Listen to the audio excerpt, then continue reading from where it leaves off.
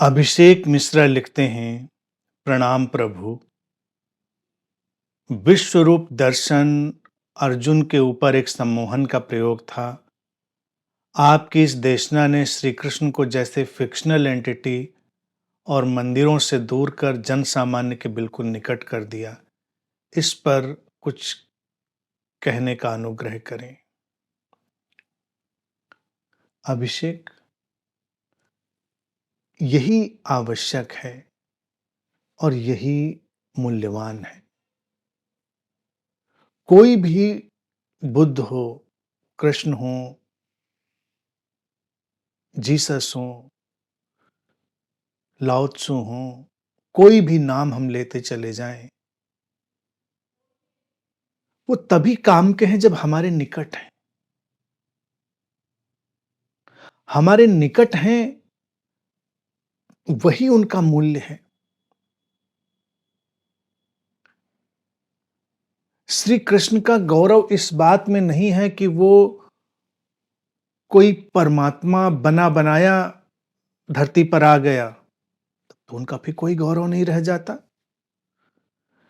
श्री कृष्ण का गौरव ही इस बात में है कि वो प्रारंभ वैसे ही करते हैं जैसे हर कोई करता है,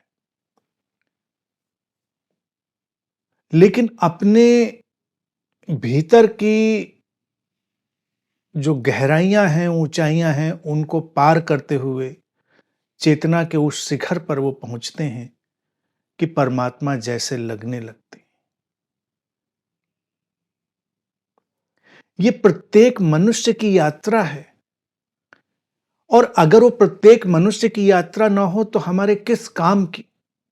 फिर तो वही काम बचता है जो तुमने लिखा है।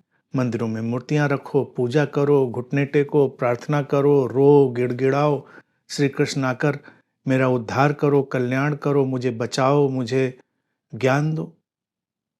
कोई श्री कृष्ण आते नहीं ज्ञान देने। गए शरीर में, बात खत्म। मूवी का द एंड। अब पीछे जो बच जाएगा वो उनके शब्द, उनकी देशनाएं, बस, और कुछ नहीं। लेकिन कल्पना है कि मानती नहीं। उसको लगता है नहीं, श्री कृष्ण तो परमात्मा है, परमात्मा तो हमेशा विद्यमान है, वो आएगा। कृष्ण ने भी कहा था, संभवामि युगे युगे, फिर आएंगे, बचाएंगे। तो फिर श्री कृष्ण के अवतारों की जो मैं हमेशा बात करता हूं, वो परंपराएं चलेंगी। तमाम कूड़ा बाबा, कंडा बाबा, मकड़ा बाबा आएंगे और वो अपने को श्री कृष्ण का अवतार डिक्लेयर करेंगे। इसकी कोई आवश्यकता नहीं है। श्री कृष्ण की अगर कोई प्रासंगिकता है तो हम ये देख पाए कि कैसे एक मनुष्य इस ऊंचाई पर पहुंच सकता है, तब तो हमारे लिए द्वार खुलता है। नहीं तो हमारे लिए क्या द्वार खुलता है? फिर तो हमारे लिए कोई द्वार नहीं खुलता। फिर तो हम जमीन पे घिसटने रेंगने के लिए अभिशप्त हैं। अभिशप्त हैं कि कोई ईश्वर पुत्र, कोई ईश्वर का अवतार ही हमको उठा लेगा, बचा लेगा। वो तो उस पर निर्भर करता है, उठाएगा, बचाएगा कि नहीं बचाएगा। भारत में अगर दृष्टिपात करें तो ऐसा लगता तो नहीं कि श्री कृष्ण आ गए और ज्ञान चक्षु खोल दिए लोगों के। फिर भी लोग कहां सीखते हैं? जानकर भी, देखकर भी वो कहां सीखते हैं?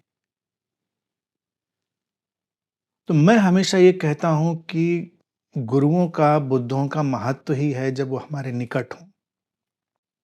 इसलिए अगर अध्यात्म में गहराई लानी है तो हमेशा ध्यान रखें, प्रेम करें, पूजा नहीं। प्रेम पूजा बन जाए वो अलग बात, लेकिन जब आप पूजा करना शुरू कर देते हैं किसी की, तो आप उसे पत्थर बना देते हैं। ऐसा नहीं है कि पत्थर बनाकर पूजा करी जाती है। मंदिर में मूर्ति लगाई जाती है पत्थर की, फिर उसकी पूजा करी जाती। लोगों को ऐसा लगता है, बात उलट है। पहले हम जीते जागते जीवंत सत्ता को उसकी जीवंतता को पथराते हैं, उसको पत्थर में बदलते हैं, तब पूजा करते हैं। क्योंकि तब हमें अनुकूल पड़ता है। हमें लगता है ठीक है, अब सब बढ़िया है, अब सब कंट्रोल में है हमारे। क्योंकि वो पत्थर अब क्या करेगा? शास्त्र कब बनते हैं?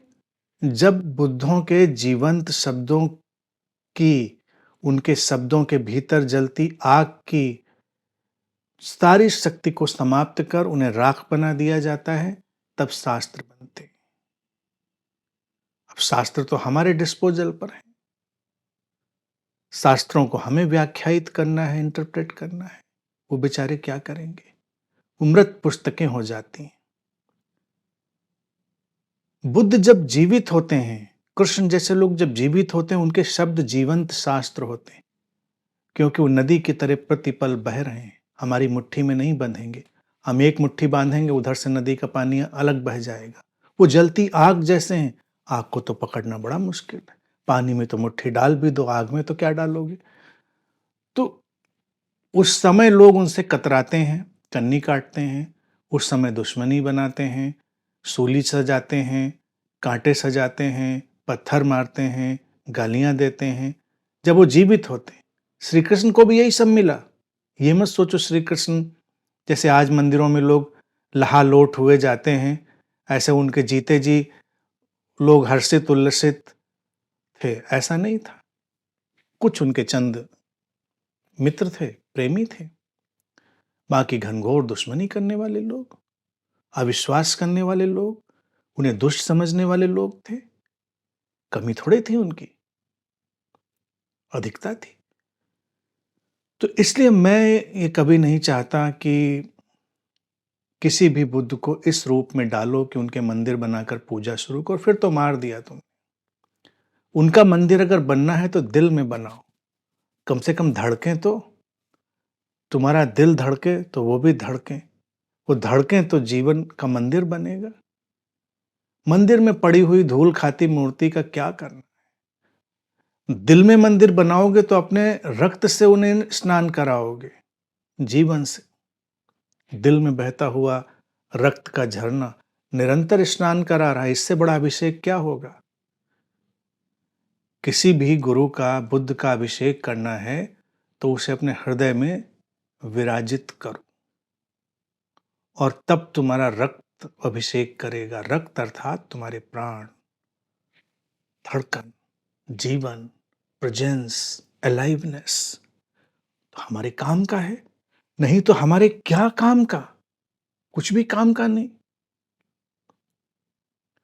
खेल खेलना हो, खेलते रहो, खेल से किसी ने रोका नहीं।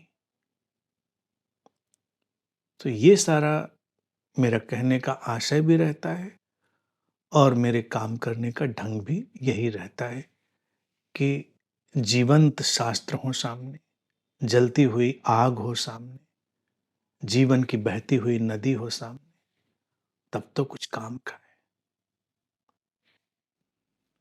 संदीप ने लिखा है, गुरुजी, पुनर्जन्म पर कहीं न कहीं श्री कृष्ण को पड़ मृत्युत्तर जीवन की धारणा बनी ही रहती थी, पर आपने जब यह दृष्टि दी कि हर अगला पल पुनर्जन्म ही है और मरने के बाद तो कुछ है ही नहीं, ये बात बहुत सुंदर लगी। हाँ, सुंदर है बात, क्योंकि यही सच्चाई है। गीता एक गीत है, उसमें लोग अपने अपने अर्थ निकाल सकते हैं। मैंने जब गीता पर बात की तो हमने सारे शब्दों और तथ्यों को सामने रखकर बात स्पष्ट करी कि श्री कृष्ण तो साफ साफ कह रहे हैं कि यही पल अंतिम पल है। वो पारंपरिक शब्दों का उपयोग कर लेते हैं, जो परंपरा में चलते हुए शब्द हैं उनका उपयोग कर लेते हैं, लेकिन बड़े कौशल से, बड़ी चतुराई से, और वो उस शाश्वत जीवन और शाश्वत नियम को ही रेखांकित करते हैं जो कि वास्तविकता है। तो इसलिए भगवत गीता पुनर्जन्म को प्रतिपादित नहीं करती है। भगवत गीता जो है वो नव जीवन को प्रतिपादित करती है। हर जगह जीवन उग रहा है, प्रतिपल नया जीवन लहलहा रहा है। भगवत गीता उसका उद्घोष है। श्री कृष्ण के वचन समझें, भगवत गीता समझें, तो प्रतिपल जीने का कौशल आएगा, न कि मरने के बाद जीने की बात हम करेंगे। कितनी गरीबी है और कितना दारिद्र्य है कि हम इस जीवन को न जिएं, और जब हम साथ हों तो हम इस बात की योजना बनाएं कि अगली बार क्या जिएंगे, मरकर क्या जिएंगे। हु केयर्स कि मरकर क्या जिएंगे, अभी जी लो। जो सामने है उसे जियो। जो सामने है उसको बुरा कहते हैं, जिसको देखा ही नहीं उसको खुदा कहते हैं। पीकू लिखते हैं, प्रणाम गुरुदेव, क्या उलझे हुए मन को सुलझाने के लिए और भी उलझना जरूरी है, जो श्री कृष्ण अर्जुन के संवाद में प्रतीत होता है? क्या इसलिए आपको भी सीजन 1, 2, 3 को चुनना पड़ा? कुछ कहें। पीकू, ऐसा नहीं है कि सुलझने के लिए और उलझना जरूरी है। सुलझने के लिए सुलझने की तत्परता जरूरी है। जिस बिंदु पर तत्परता आ जाए सुलझ जाओ। अर्जुन को देर में आई, देर में सुलझा। हमें जल्दी आ जाए, हम जल्दी सुलझ जाएंगे। अब इस श्री कृष्ण और अर्जुन संवाद की टेक लेकर कोई ये ना मान के चले कि उन्होंने 18 खींचा था तो हम तो साधारण मनुष्य हैं, हम 36 और 52 तक तो खींच ही सकते हैं, मामले को लटका सकते हैं। मामले को लटकाएंगे तब तक खुद ही लटक जाएंगे। वक्त ज्यादा नहीं है। इस 60, 70, 80 का वक्त कोई ज्यादा होता है? ऐसे गुजर जाता है चुटकियों में। तो और उलझना जरूरी नहीं है। उलझ चुके हैं पहले ही बहुत। उलझाव की इंतहा है, इसलिए और उलझाव की कामना नहीं करनी है। सुलझने की तत्परता चाहिए। उलझने की पीड़ा का तीर चुभना चाहिए हृदय में कि ये उलझाव जो है उसकी पीड़ा आए अंदर। तो मेरे कार्य में सीजन 1, 2, 3 जो सिंबॉलिक बात मैं कहता हूं वो कोई उलझाने के लिए नहीं है। सीजन 1 एक यात्रा है। सीजन 2 एक परिपूर्ण खिलावट है। सीजन 1 में प्रयोग हैं। सीजन 1 में तमाम उलझे धागे जो सदियों सदियों से उलझा कर रखे गए थे उनको सुलझाने की जद्दोजहद है, जिसके लिए मुझे जूझना पड़ा। वो धागे मैंने सुलझा दिए, पहाड़ से उतरकर फूलों की घाटी में ले आए। सीजन 2 तो फूलों की घाटी है, फूल ही फूल। और सीजन 2 और 3 मैंने पहले भी कही थी ये बात, वो रेल की पटरी की तरह दो समानांतर चलती हुई स्थितियां हैं। सीजन 3 है मौन और उत्सव, सेलिब्रेशन ऑफ प्रेजेंस। लेकिन एक तरफ समझ गहरी होती जाए, दूसरी तरफ मौन उत्सव में चलता चला जाए। ये स्थिति ही सीजन 3 है। तो सीजन 3 ये नहीं है कि end off season 2 is the season 3। Season 2 समानांतर है सीजन 3 के। उस पर ये अनंत पथ की जो रेल है वो भागती जाएगी, जा रही है। ये काम होता है, सबके अपने अपने काम होते हैं। अब मेरे हिस्से ये पुराने लोगों ने इतने सुलझाने के काम डाल दिए तो हम क्या करें।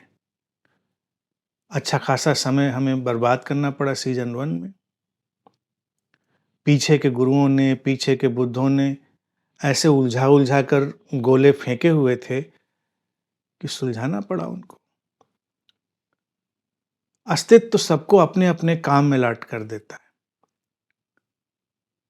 मैंने पहले भी कहा था, मुझे स्पष्टावतार का काम अलाट किया उसने। तो स्पष्ट करने में तो कई चीज़ों को नष्ट भी करना पड़ता है, कई चीज़ों को और उत्तप्त करना पड़ता है, कई चीज़ों को झाड़ना पोंछना पड़ता है, कई धागे तोड़कर फेंक देने पड़ते हैं, कई धागे जो अच्छे हैं उनको फिर से इस सिलसिले से आगे बढ़ा देना पड़ता है। वो जटिल काम होता है।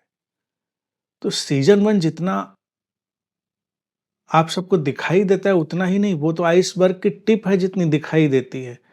पीछे वो 9 हिस्सा जो काम करना पड़ा है मुझे, वो पीछे 9 हिस्सा छुपा हुआ है, वो बड़ा जटिल है। लेकिन ठीक है, वक़्त है, बीत जाता है, बीत गया। अब सीज़न 2 में हैं हम लोग, तो मुस्कुराइए कि सीज़न 2 में हैं। और ये मौका इसलिए दिया गया क्योंकि लखनऊ जब आते हैं तो वहाँ बोर्ड आपका स्वागत करता है, मुस्कुराइए कि आप लखनऊ में हैं। तो हम लोग मुस्कान से आगे भी जा सकते हैं। उत्सव मनाइए कि हम लोग सीज़न 2 में हैं।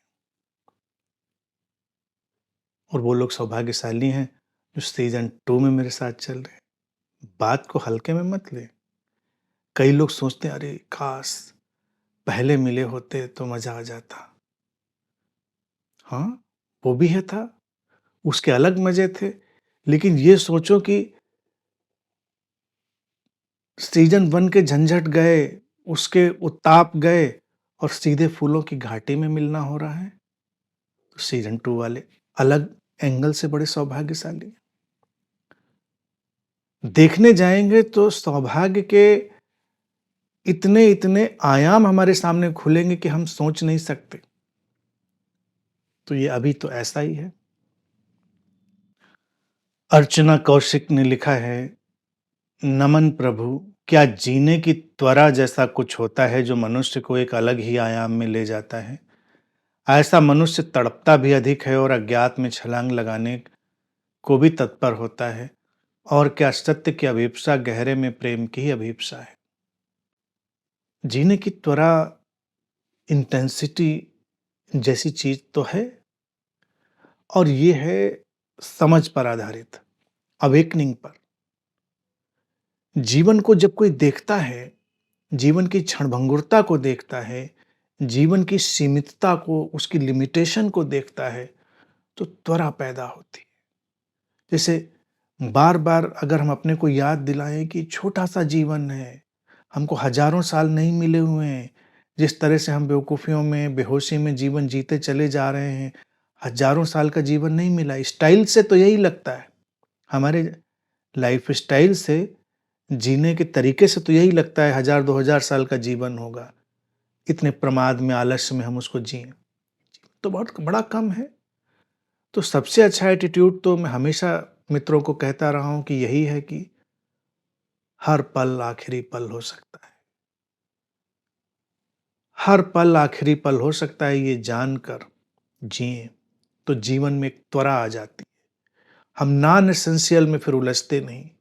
हम तमाम तरह की स्टुपिडिटीज़ में नहीं उलझते। तमाम तरह की मूढ़ताओं से हम किनारे से निकल जाते हैं। एसेंशियल को हम पुकार लेते हैं, स्टार के साथ चलना सीखने लगते हैं।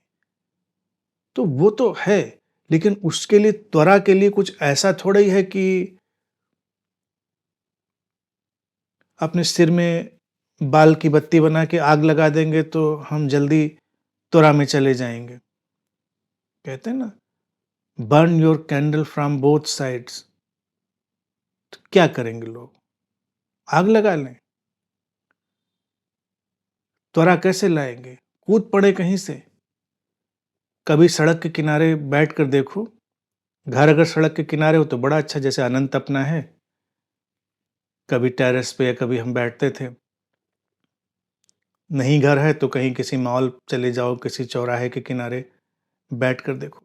भागते जा रहे हैं लोग, सन, सन, सन भाग रहे हैं, यहाँ से वहाँ, वहाँ से वहाँ। ऐसा लगता है बड़ी त्वरा है। भाग कर करने क्या जा रहे हैं? जब उसका अनुसंधान करो कि भाग के करने क्या जा रहे हैं, तो लगेगा विचित्र प्राणी है। भागते जा रहा था, भागते जा रहा था, उसको ताश खेलने थे। भागते जा रहा था, उसको पब में नाचना था। उसको सिगरेट पीनी थी, पान खाना था, उसको ये करना था, वो करना था। गॉसिप करनी थी उसको। बड़ी तेज़ी में भागता जा रहा है। जॉब व्यवसाय वालों को हटा दो, उनकी अपनी मजबूरियां हैं, वो जो अपना काम कर रहे हैं। बाकी जो लोग बड़ी बेचैनी में भागते जा रहे हैं, उनको कभी एनालाइज करो, कहाँ भाग रहे हैं, कहाँ भागते जा रहे हैं। उन लोगों को देखो जो टाइम नहीं मेरे पास है। टाइम है किस बात का? सारी खुराफात, बकवास, उन सारी चीज़ों का तो टाइम है ना, उसी के लिए भाग रहे हो। फिर यही लोग क्या होते हैं ना, यही लोग जब जड़ता में उलझते हैं, तो वो जड़ आध्यात्मिकता की ओर जाते हैं। फिर ऐसे जड़ बाबाओं को पकड़ कर बैठते हैं, ऐसे मूढ़ लोगों को पकड़ कर बैठ जाते हैं, क्योंकि लगता है बचाओ हमको। समस्या तो हमने खड़ी कर ली है, गुरु जी अब बचाइए। समस्या खड़ी करी तुमने, गुरु जी तुमको क्यों बचाएं?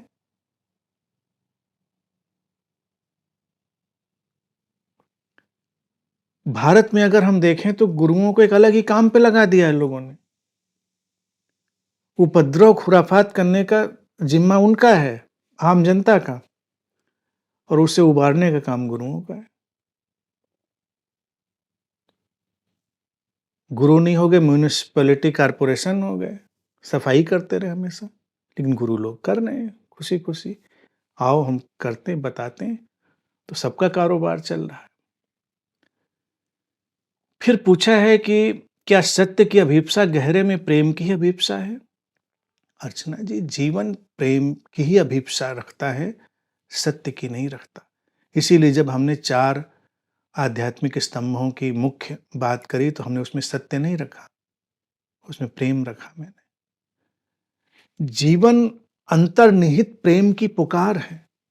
सत्य क्या है? सत्य प्रेम, शांति, प्रसन्नता, समस्वरता का निचोड़ है, उसका सार है।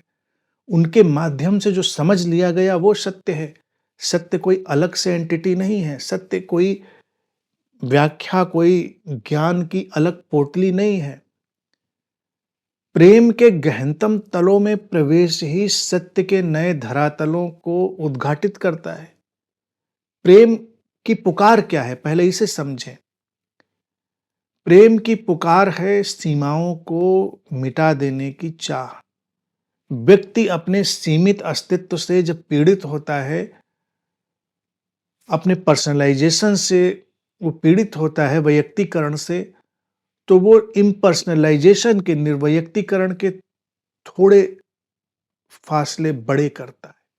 अपनी व्यक्तिगत सीमाओं को तोड़कर किसी और को अपने जीवन में जगह देता है। हमारे जीवन की, हमारी जीवंतता की सीमा रेखा बड़ी होती है।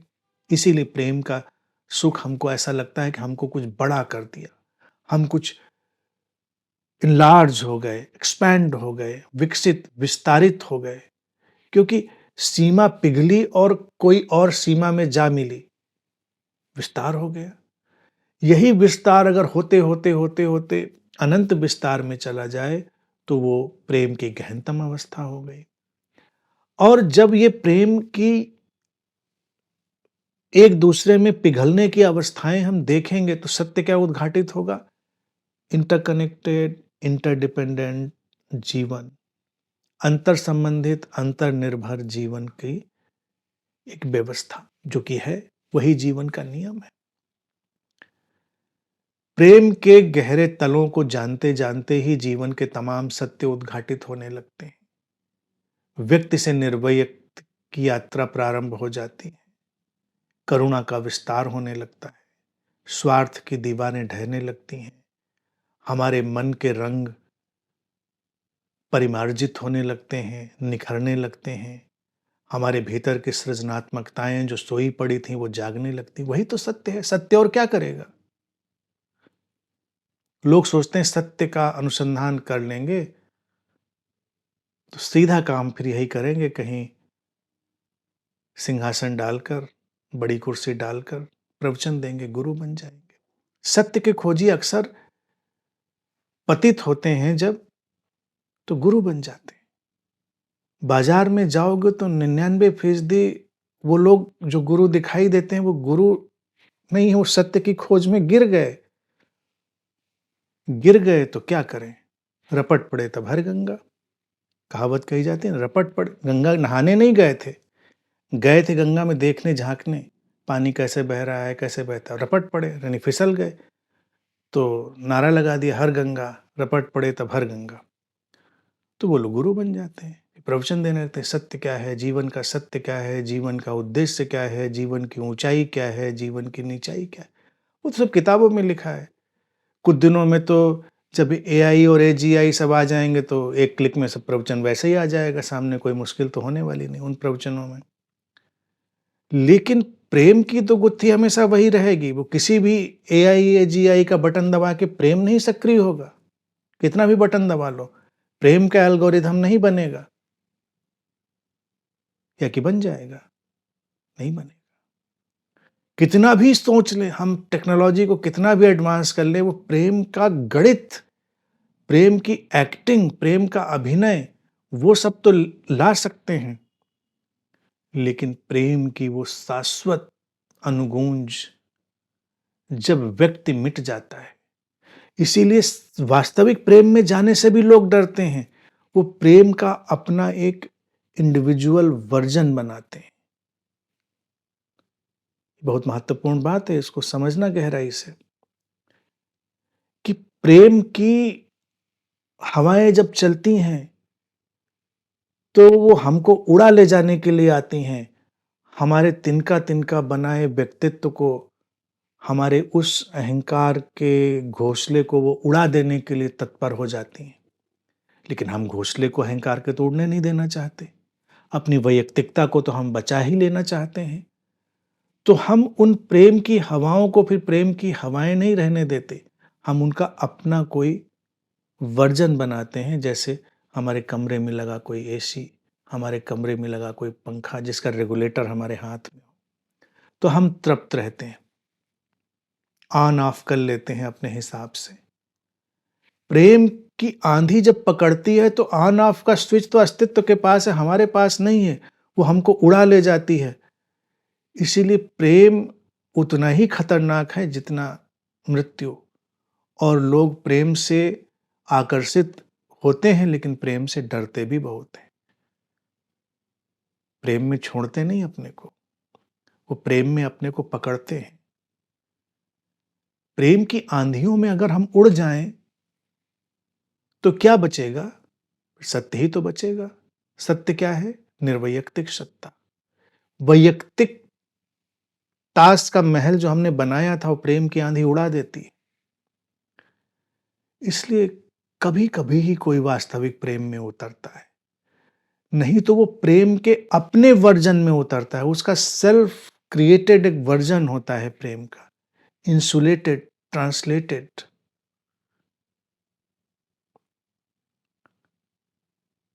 तो वास्तविक अभिप्सा तो प्राणों में प्रेम की है,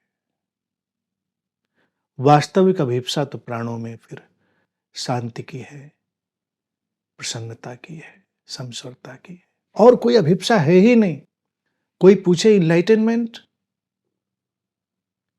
किसको ये बुखार चढ़ता है इनलाइटनमेंट का? किसी को नहीं चढ़ता।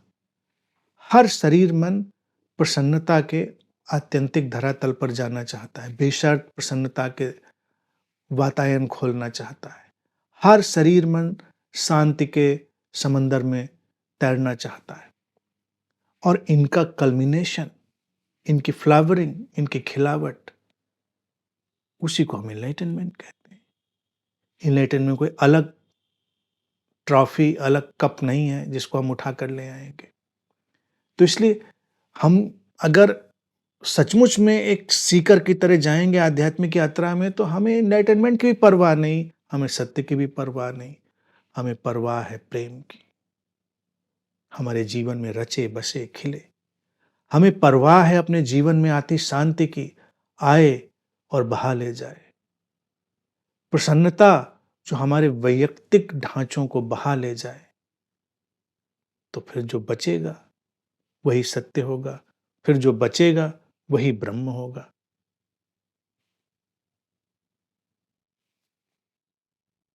ध्रुव भट्ट ने लिखा है, hello, Gautam Buddha mentions about mindfulness through breathing, how does perform daily activities when focusing on breathing throughout am I missing something here?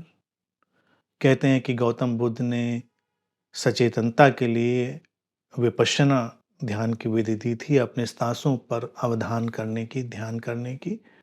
तो सारे काम करते हुए कैसे अपने फोकस को मेंटेन रखें? क्या कोई चीज़ चूक रही है? पहले हमको जब कोई गुरु विधि देता है, तो इसीलिए जिंदा गुरुओं का काम होता है। अब गौतम बुद्ध थे, तो उनका चीवर पकड़-पकड़ के शिष्य पूछ लिया करते थे कि ये क्यों कहा? वो क्यों कहा? इसका क्या मतलब? उसका क्या मतलब? तो वो स्पष्ट करते रहते थे, इसीलिए इतनी उनकी देशनाएँ बन गईं। अब वो देकर चले जाते हैं, फिर हम कहते हैं अच्छा, उन्होंने कहा था तो करो। गौतम बुद्ध ने कहा था साँसों पर ध्यान दो, तो दो। फिर विपश्यना टीचर आ जाएँगे, माइंडफुलनेस कोर्स आ जाएँगे, वो कहेंगे यही तो कहा था, साँसों पर ध्यान दो, बैठे रहो, चलते रहो, फोकस। पहला प्रश्न कि बुद्ध ने साँसों पर अवधान करने के लिए कहा क्यों?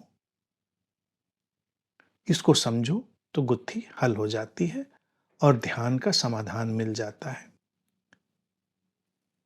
पहले तो विपश्यना का अर्थ होता है जस्ट सीइंग, इहि को, ऐसे देखना, मात्र देखना, जस्ट सीइंग।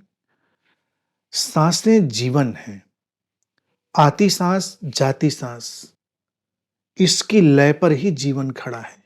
सांस गई और नहीं लौटी, जीवन का अंत। तो सांसों पर ध्यान वस्तुतः पूरे जीवन पर ध्यान है। सांसें तो उसका वो प्लेटफॉर्म है जो स्विमिंग पूल में छलांग लगाने के लिए प्लेटफॉर्म होता है ना, बस वही प्लेटफॉर्म है। एक बार समझ लें प्लेटफॉर्म से कैसे छलांग लगाते हैं, फिर दिन प्रतिदिन दैनिक जीवन में सब करते हुए सांसों पर ध्यान नहीं रखना है, फिर पूरे जीवन पर ध्यान रखना है। स्विमिंग पूल के जंपिंग बोर्ड से जब छलांग लगा जाते हैं तब तैरते कहाँ हैं? नदी में।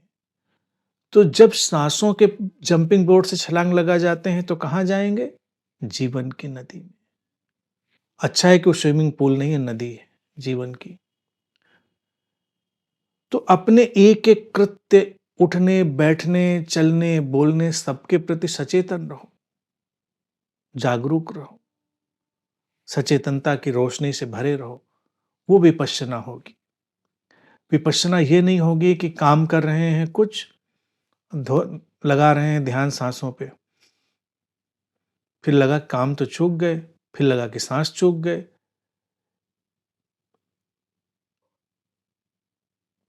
और अच्छा हो कि सामान्य काम करने को मिले, कहीं को रॉकेट लॉन्च करने वगैरह का काम मिल जाए, तो जहाँ नंबर गिन के बिल्कुल प्रिसीजन से छोड़ना था, 9, 8, 7, और इधर ही सांसें हम गिन रहे थे, 9, 8, 7, तब तक उधर वो एक निकल गया और हमारी सांसें मिस हो गई।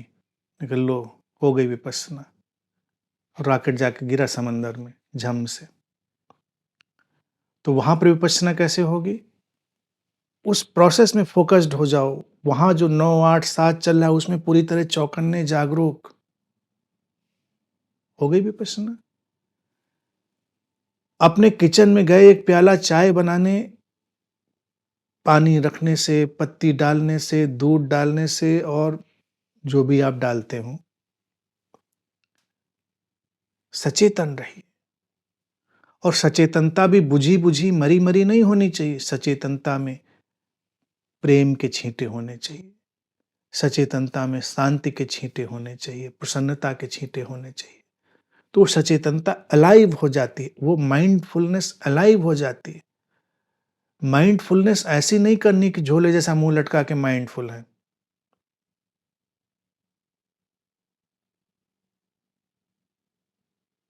क्या ना माइंडफुल थे हम? नहीं, थोड़ा होठों पर मुस्कान लाके भी माइंडफुल हो सकते हैं। तो जब पूरे जीवन के प्रति हम माइंडफुल माइंडफुल और हार्टफुल दोनों, बुद्धा के ट्रांसलेशन को अगर करेंगे उसको, तो माइंडफुल आधा शब्द है, हार्टफुल जोड़ देंगे तो पूरा हो जाएगा, माइंडफुल एंड हार्टफुल,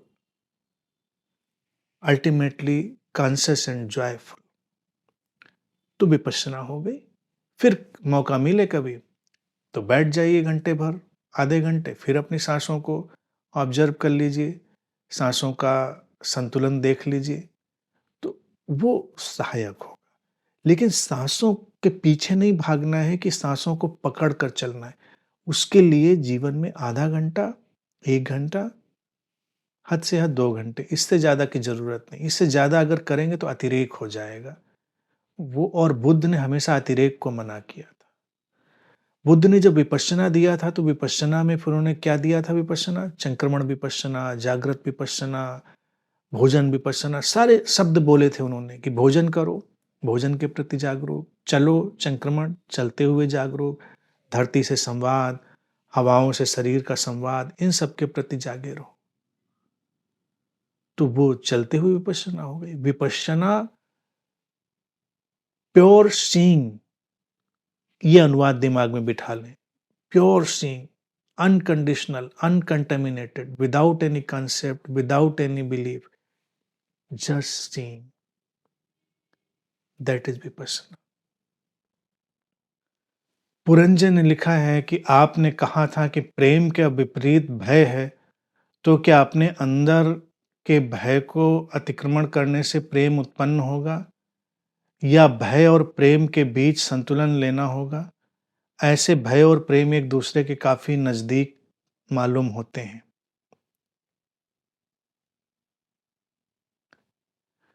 प्रेम और भय एक दूसरे के विपरीत हैं और इनका रिश्ता भी बड़ा रोचक है पुरंजय।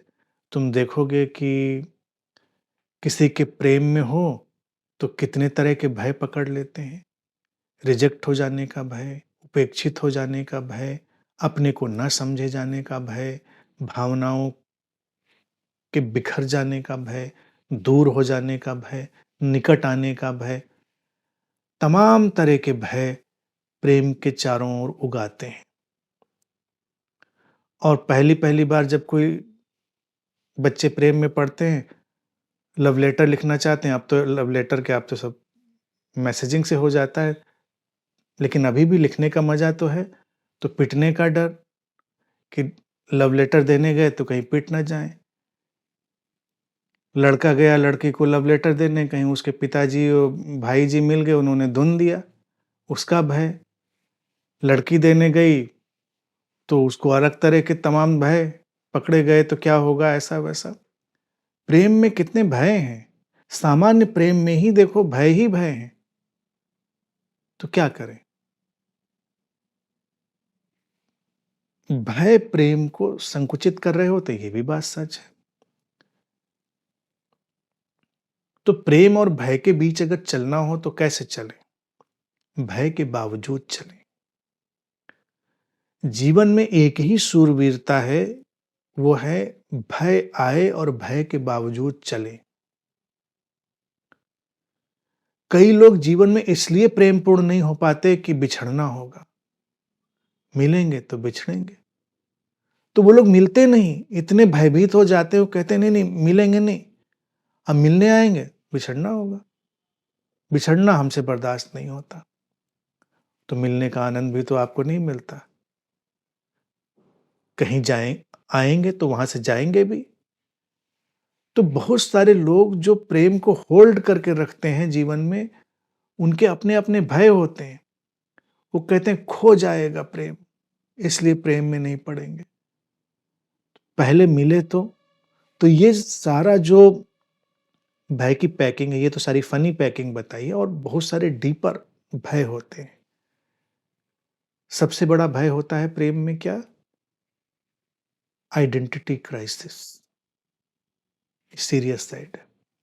प्रेम आया, प्रेम तुरंत हमारी पर्सनल आइडेंटिटी को समाप्त करने लगता है। तो जब कोई अपनी पर्सनल आइडेंटिटी से बहुत ग्रस्त होता है, वो कभी प्रेम में नहीं जाता क्योंकि उसको इतना भय सताता है कि हम मिट ही गए, हमारी पर्सनल आइडेंटिटी मिट ही गई, तो मज़ा ही क्या आएगा? फिर बचेगा ही क्या? और प्रेम में पर्सनल आइडेंटिटी रहते हुए प्रेम होता नहीं। तो ये बड़ा भारी भय प्रेम का है। मैं हमेशा यही कहता हूँ कि आइडेंटिटी बचाकर भी क्या होना है, खो जाने दो आइडेंटिटी को। प्रेम में गए, किसी ने प्रेम में किसी को धोखा दे दिया तो वो दोबारा प्रेम में नहीं जाते इसलिए क्योंकि फिर कोई धोखा दे देगा तो दे देगा। ये सामाजिक सतही जो चीज़ें हैं उनमें देखो। लेकिन लार्जर चलते जाएँगे और डीपर तो अलग-अलग तरह के भय दिखाई देंगे। साधक जो सबसे महत्वपूर्ण काम करता है, वो क्या करता है, उसकी जो तपस्या है, जीवन में भय के बावजूद भी चलता है। तब भय भी शक्ति देता है। तब भय के जो कोयले हैं, ईंधन बन जाते हैं। पहले इंजन तो बनाओ। भय के कोयले पत्थर की तरह हमारे जीवन में इकट्ठे हो गए। हम अपना इंजन कर दें स्टार्ट, जो पहले वो रेल वाला उदाहरण दे रहा हूँ, अभी तो समझ में नहीं आएगा अगर वो कोयले वाली रेल नहीं देखी किसी ने। तो उसमें पहले वो कोयला डाला जाता, फिर इंजन स्टार्ट हो जाता था, फिर छुक, छुक, छुक, छुक ट्रेन चल जाती थी। कोयले का यूज़ हो जाता था, अन्यथा तो पत्थर है। तो आज के समय कुछ और उदाहरण दे सकते हैं। कोयला वैसे मुफ़ीद लगता था तो इसलिए कोयले का उदाहरण अच्छा लगा। अब पेट्रोल और एलपीजी और इलेक्ट्रिसिटी से तो बात नहीं बनेगी, उसमें उतना भय जैसी सिचुएशन नहीं नज़र आती है। तो वो वाला ज़्यादा सटीक लगता था, इसलिए उदाहरण में तो मज़ा उसी में है। भय भी ईंधन बन जाता है, ये हमेशा ध्यान रखो। लेकिन तब जब हम जीवन में चल रहे हों, अंधेरी रात, घने जंगल में फँस गए, डर लग रहा है, तो क्या करेंगे? 2 विकल्प हैं, कहीं दुबक कर बैठ जाएँ या रास्ता पार करें। रास्ता पार करें तो डर लगेगा डरो, लेकिन चलो। चलते रहोगे, रास्ता पार हो जाएगा। भय को कभी भी रुकने की चीज़ मत बनाओ, बस ये महत्वपूर्ण चीज़ है। भय आए, भयभीत हो, लेकिन आगे चलो। प्रेम में जब भी प्रेम के स्पर्श में कोई व्यक्ति होगा, उसको तमाम तरह के भय पकड़ेंगे। जीवन के प्रेम में कोई हो गया, तो जीवन के प्रेम में उसको तमाम तरह के भय पकड़ लेंगे। उस भय की आँखों में आँखें डालो और चलो। सतही भय क्या पकड़ाते हैं? एक आदमी बेचारा अभी-अभी उगा था, धार्मिक हुआ था। किसी संगठित धर्म, किसी कल्ट, किसी संप्रदाय के चक्कर में पड़ गया, तो उसको वो भय पकड़ा देते हैं। तुम्हें बचाना है, तुम्हें ये अपना धर्म बचाना है, तुम्हें अपनी संस्कृति बचानी, मिटाए डाल रहे हैं लोग। अब वो अपना तनिक सा जीवन सोचता है इसी में लगा देना है, झोंक देना है, संस्कृति बचानी है, धर्म बचाना है। धर्म में क्या बचाना है? क्या बचाना है धर्म में? उसको ये भी पता नहीं कि धर्म अर्थात क्या? धर्म में तो फिर वही सब किताबें, कर्मकांड, स्थापनाएँ, यही सब चीज़ें नज़र आती हैं। तो हर कल्ट में अपने किस्म के भय हैंग हैं। ध्यान में कोई जाए, तो गुरुओं ने अतीत में इतने भय पकड़ा रखे हैं कि गलत ध्यान में गए तो भटक जाओगे। योग में गए, गलत योग साध लिया तो योग भ्रष्ट हो जाओगे। तंत्र के मार्ग पर कोई गया, गलत साध लिया तो विक्षिप्त हो जाओगे। भयभीत है, ध्यान करते हुए भी डरा है, योग करते हुए भी डरा है और भक्तों के डर तो बेइंतिहा। भक्तों के डर तो बेइंतिहा कि कहीं मूर्ति इधर रख दी दाएँ और रखनी थी बाएँ, भगवान जी नाराज़ ना हो जाएँ। उनका नाम लिखा था कुर्सी पर, हम उस पर अपनी तशरीफ़ रख दी हमने।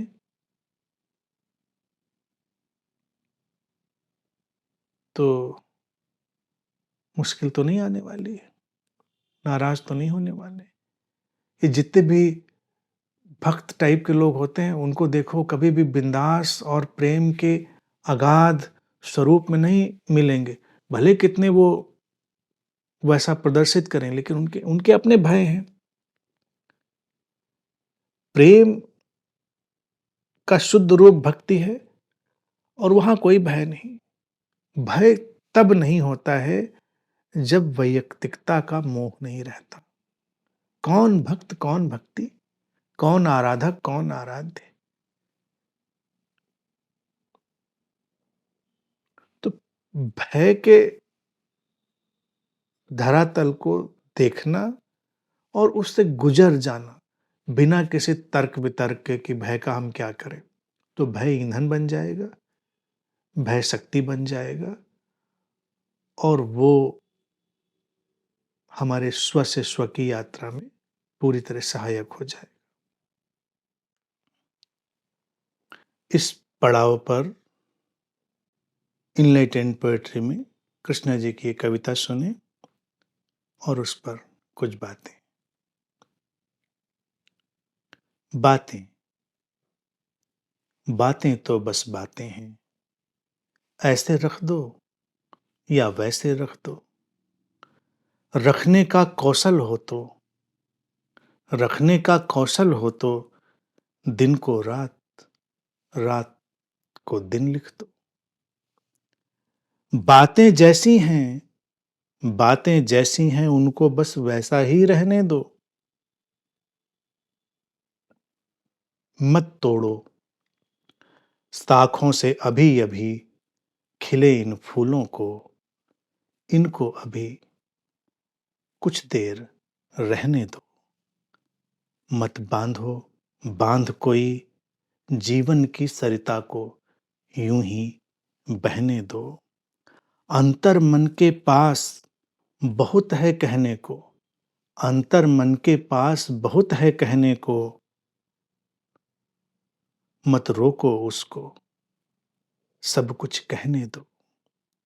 एक दीप जला है जीवन की मुंडेर पे, एक दीप जला है जीवन की मुंडेर पे, ओढ़ लो हवाओं को, दीप जलने दो। कहने को तो अनंत है, कहने को तो अनंत है, मगर रात अब ढलने वाली है। एक नई सुबह फिर आने वाली है, अपने भीतर की बर्फ चुपचाप पिघलने दो। अब मुझको चलने दो, अब मुझको चलने दो।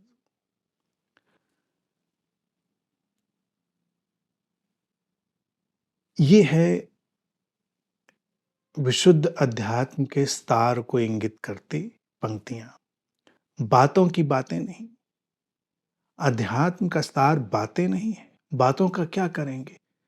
बातें तो ऐसी वैसी कैसी भी हो सकती हैं। जैसा कहा ना कि लिखने का कौशल हो तो दिन को रात, रात को दिन लिख दो, कुछ भी कह दो। तर्क कुशल हो, बातों को रखने का कौशल जानते हो तो ये सब तमाशे चलते हैं, इसीलिए इतनी व्याख्याएं हो जाती हैं। लेकिन इससे क्या बनेगा? दिन को रात कह दो, रात को दिन सिद्ध कर दो, दिन तो दिन रहेगा, रात रात रहेगी। बातें जैसी हैं उनको बस वैसा ही रहने दो। जीवन को उसके समग्रता में, उसकी जो वस्तु स्थिति है उसमें स्वीकारो तथाता, जैसा है वैसा। मत तोड़ो शाखों से अभी अभी खिले इन फूलों को, इनको अभी कुछ देर रहने दो। जब भी जीवन की शाख पर कुछ फूल खिले उनको जी लेने दो, तोड़ने की जल्दी मत मचाओ। हम बड़ी जल्दी करते हैं फूलों को तोड़ने की, लेकिन उनको कुछ देर खिलने दो तो अपने जीवन की नई यात्रा पर निकलेंगे। मत बांधो बांध कोई जीवन की सरिता को यूं ही बहने दो। परिभाषाओं के, धारणाओं के बांध बांध कर हम जीवन की सरिता को रोक देते हैं। वो तो अबाधित बहती जा रही है। हम अपने डिस्क्रिमिनेशन, अपने भेद सब डालकर बांध बना लेते हैं और जीवन की नदी को रोक देते हैं। अंतर मन के पास बहुत है कहने को। सबके अंतर मन में बड़े तहखाने हैं, सबने छुपा कर रखे हुए हैं। मत रोको उसको, सब कुछ कहने दो। कह लो, सुन लो, छोटा जीवन है, फिर कहने का मौका नहीं मिलेगा। अच्छा रहा, बुरा रहा, कौन जाने। कह लिया, तहखानों से निकली बातों को अभिव्यक्त होने दिया। और बातों को सुंदर कपड़े पहनाओ, तो वो अभिव्यक्त होने में भी अच्छी लगेंगी। अंतर मन को विकसित करना है, अंतर मन को रोकना नहीं है। एक दीप जला है जीवन की मुंडेर पर, यह है माइंडफुलनेस। जीवन की मुंडेर, पीक ऑफ लाइफ, जीवन की छत, वहां पर जब दीप जलता है अर्थात सचेतनता हमें आविष्ट कर लेती है, घेर लेती है, तब क्या करना है? ओढ़ लो हवाओं को, दीप जलने दो। तब साधना ये है कि हवाओं को ही चादर बना लो, हवाओं से लड़ो मत, संघर्ष मत करो, हवाओं को कोसो भी नहीं, उनकी निंदा भी मत करो, उनको ओढ़ लो, उनकी चादर बना लो। तब हवाएं भी सहयोगी हो जाएंगी। तब हम देखेंगे कि आंधियां भी दीप को दुलरा रही हैं बैठकर। ऐसे तो आंधियां दीप की दुश्मन लगती हैं, लेकिन एक बार आंधियों से भी मैत्री करना सीखो तो देखोगे कि वो भी संभालती हैं दीप को। अगर जीवन की मुंडेर पर दीप जला है, दीप जीवन के तहखाने में जले तो भी सुंदर है, और जीवन की मुंडेर पर जले तो अति सुंदर है। कहने को तो अनंत है, मगर रात तब ढलने वाली है, एक नई सुबह फिर आने वाली है, अपने भीतर की बर्फ चुपचाप पिघलने दो। रात ढलती है, अंधेरा ढलता है, सुबह आती है। तो बुद्धों की पुकार कैसी होती, वो रात में पुकारते हैं कि सुबह आए। और फिर हमको क्या करना है, जब उनकी पुकार हमको छू जाए, अपने भीतर की बर्फ चुपचाप पिघलने दो। अपने भीतर जो हम फ्रीज हो गए हैं, उस सुबह उगते सूरज की किरणों के उत्ताप में, गर्माहट में उस बर्फ को पिघल जाने दें। अब मुझको चलने दो। ये सच्चाई है जो कभी भी कोई भी बुद्ध कह सकता है कि अब मुझको चलने दो। तो इससे पहले कि वो ये कह दे कि अब मुझको चलने दो, सारी बातें जो ऊपर से नीचे तक आई हैं इस इनलाइटेंड पोएट्री में, उनको जीवन में उतार लो, कह लो, सुन लो, जी लो, जीने दो, बह लो, बहने दो, जल लो, जलने दो। अंधेरों से मैत्री कर लो, हवाओं से मैत्री कर लो, क्योंकि जब रात ढल जाएगी, सुबह आएगी, तो फिर काम तो फिर आपका बचेगा। फिर जिसने पुकारा था वो तो चलेगा, उसका फिर चलने का वक्त है, फिर कहेगा आप मुझको चलने दो।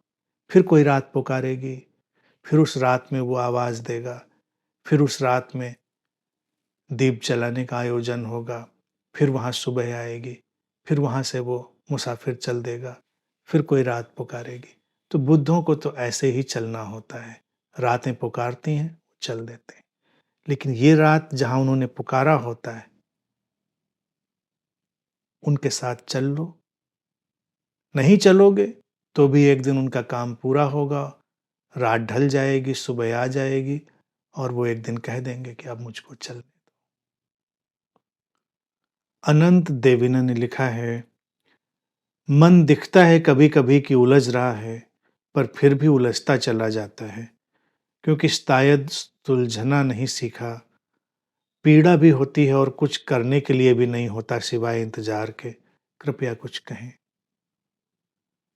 तो इंतजार ही करना होता है, इंतजार करो।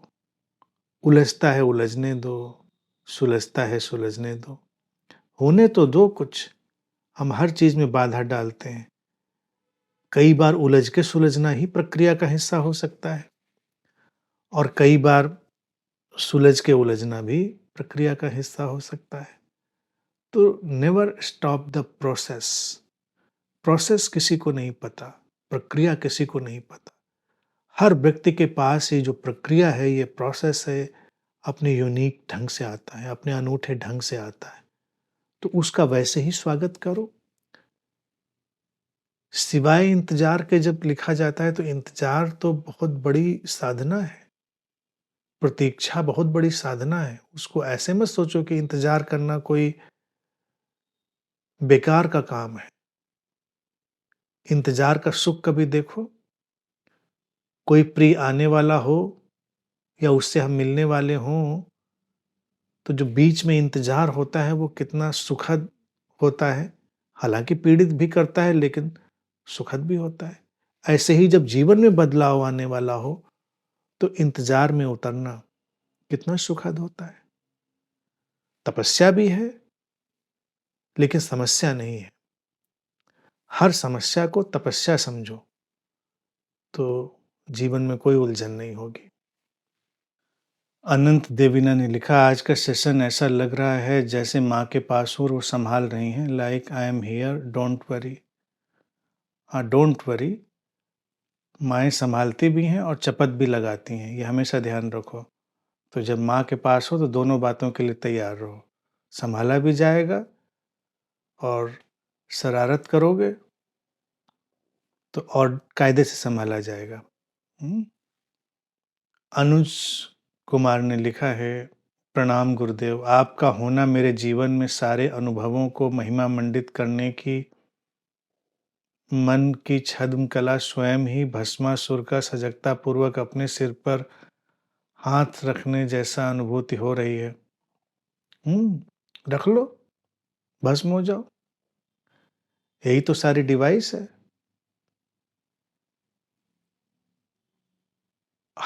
यहां से जो भस्मासुर बन रहे हैं ना, वो भस्म होने के लिए ही बन रहे हैं।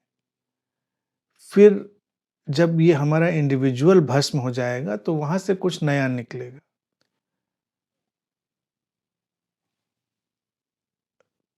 जो कचरा है वो जल जाएगा, सोना निखर कर आ जाएगा सामने।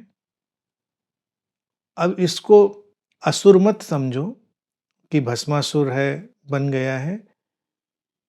इसको भस्मादेव समझो।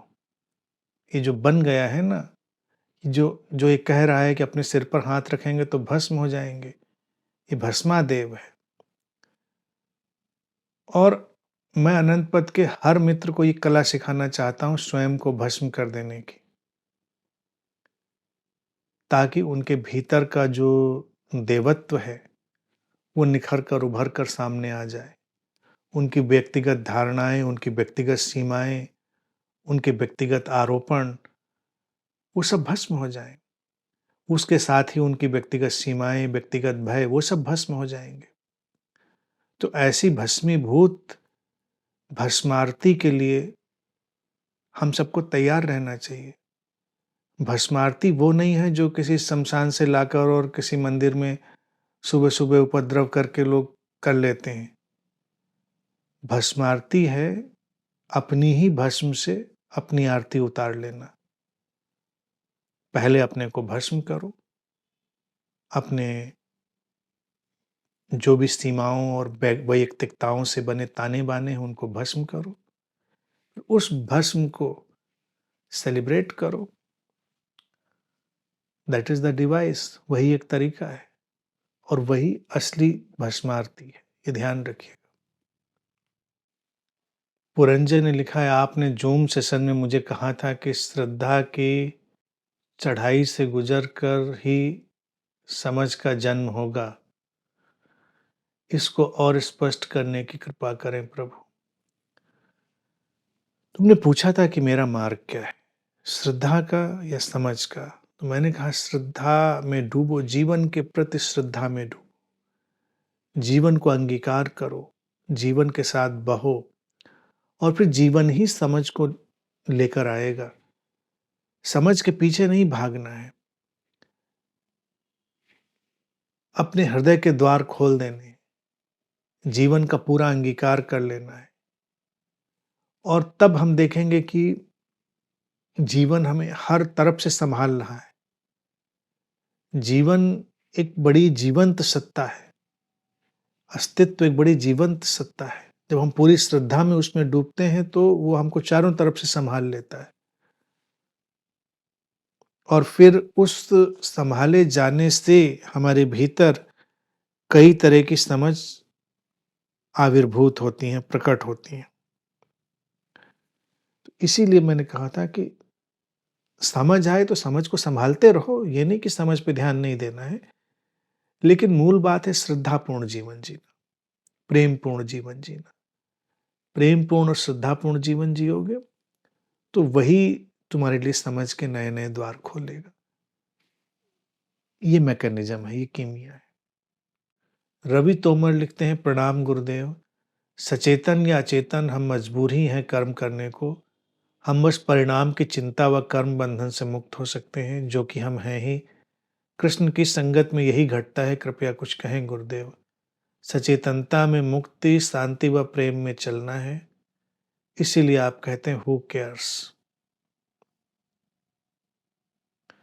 हाँ, बिल्कुल रवि, सही लिखा है कि सचेतन हो, अचेतन हो, कर्म तो होंगे ही। Events will happen, deeds will happen, consequences will happen, but there will be no personal doer. कर्म होंगे कैसे भी हों, सचेतन हो, अचेतन हो, वो घट जाएँगे। हमको उनकी परवाह नहीं करनी है। सचेतन हों, बहुत अच्छा, सचेतन नहीं होंगे तो अचेतन हो जाएँगे। उनकी भी क्या परवाह करनी, क्योंकि वो हो ही रहे होंगे। कर्म बंधन जिसको कहते हैं, कर्म बंधन वस्तुतः हमारे वैयक्तिकता का बंधन होता है। मैं करता हूँ, मैंने किया, ये बंधन होता है। बाकी कर्मों को क्या पड़ी हमको बाँधने को। कर्म तो चेतना के आकाश में उड़ते परिंदे हैं, उड़ जाते हैं, आए, घटे, गए। हम करते हैं तब हम अपने-अपने पिंजड़े लेकर घूमते हैं, तब हम बंधन में पड़ते हैं। तो परिणाम की चिंता अगर हटा दें, परिणाम की चिंता कैसे हटेगी? क्योंकि परिणाम हमारे हाथ में है ही नहीं। कर्म हुआ वो भी हाथ में नहीं था, और परिणाम तो अस्तित्वगत सत्ता से जो आएगा सो आएगा। परिणाम तो अनेक-अनेक, अनंत-अनंत संभावनाओं और कारकों पर, फैक्टर्स पर निर्भर करता है। तो परिणाम की भी हम क्या चिंता करें? जो आएगा देखा जाएगा। ये सोच आई, ये समझ आई तो हम मुक्त हो गए, कर्मों से हम मुक्त हो गए पूरी तरह। तो श्री कृष्ण की संगत, गीता का उनका जो भी देशना का ढंग है, वो यही बता रहा है। और जैसा कि लिखा है कि सचेतनता में मुक्ति, शांति व प्रेम में चलना है। जैसे-जैसे इस बात को स्वीकार करेंगे, ये कि सब घट रहा है और कर्मों का एक सिलसिला बह रहा है, परिणामों का एक सिलसिला बह रहा है, तो वो हमको ज़्यादा से ज़्यादा सचेतन बना देगी। और जितने ज़्यादा हम सचेतन होंगे, उतना हम मुक्त अनुभव करेंगे। अब कोई पूछे क्या हम मुक्त हैं? तो ये कैसे पता चलेगा? अगर हम पंख फड़फड़ा सकते हैं, चेतना के आकाश में उड़ान भर सकते हैं, तो हम मुक्त हैं। मुक्त को मुक्ति का कोई सर्टिफ़िकेट थोड़ा ही चाहिए होता है कि मुक्त हैं और मुक्ति का सर्टिफ़िकेट चाहिए हो। सर्टिफ़िकेट मुक्ति का अक्सर उन्हीं परिंदों को चाहिए होता है जो ज़मीन में घिसट-घिसट कर चल रहे होते हैं। उड़ना तो दूर, वो ज़मीन पे चलना भी नहीं सीख पाए होते हैं, तभी उनको मुक्ति चाहिए होती है। जो चेतना के आकाश में उड़ सकता है, उसको क्या सर्टिफ़िकेट की ज़रूरत है? उसी उसी स्थिति को मैं कहता हूँ, हू केयर्स? हू केयर्स? तुम उड़ सकते हो, तो उड़ जाओगे। कोई कहता है कि तुम नहीं उड़ सकते, तो हू केयर्स? नहीं उड़ सकते। तो हाँ, हाँ, नहीं उड़ सकते। और उड़ान क्या है? परिंदे तो पंखों से उड़ेंगे, मनुष्य कैसे उड़ेगा? जब उसके जीवन में प्रेम, शांति, प्रसन्नता के बादल घुमड़ने लगेंगे, बारिश होने लगेगी, सराबोर होने लगेगा वो प्रेम, शांति, प्रसन्नता और समसुरता के सारे रंगों से, तो वो जान जाएगा कि वो चेतना के आकाश में है। वो चेतना के आकाश में विचरण कर रहा है। तो इसमें कोई परिभाषा, कोई व्याख्या, कोई मायने नहीं रखती।